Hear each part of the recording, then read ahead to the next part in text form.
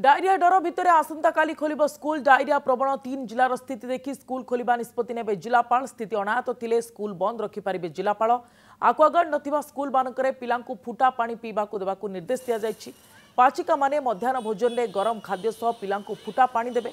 Hostel ले भी समान व्यवस्था ग्रहण कराजिबो। स्कूल परिवेश सह पानी टांकी सफा करिबा उपरे गुरुत्व दियाजिबो। स्कूल बाहर फास्ट फूड दुकान बंद रहिबो।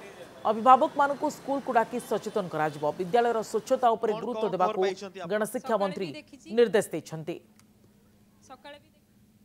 वर्तमान डायरिया रो जो प्रभाव किछि जगह देखा जाउची ताकू भी आखि आगे रखी सब जगह सतर्कता अवलंबन करा हेछि।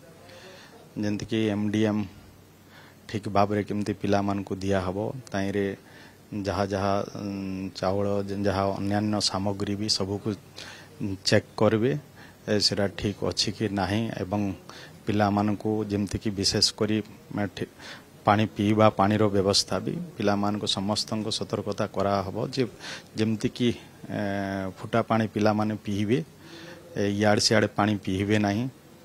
एवं से जो परिवेश भी जेमती कि टॉयलेट हो कि बाकी भी सफा सुतरा केमती रहिबो। क्लासरूम टू आरंभ करी दार स्कूल रो परिसर ये सबू को ठीक भाव रे केमती शिक्षक माने तार तदारक करिवे देखिबे।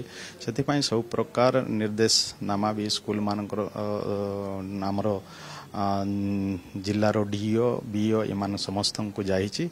एतिरे समस्ते सतर्क रहिछन्ति। आ जोठी भी जो जिला मानकरे डायरिया रो प्रभाव रही से जिला मानकरे जदि स्कूल वर्तमान खोलिबा ठीक जदि रहबो नाही ये सब जदि अनुभव किछि करिवे जिलापाल हाथ रे रही।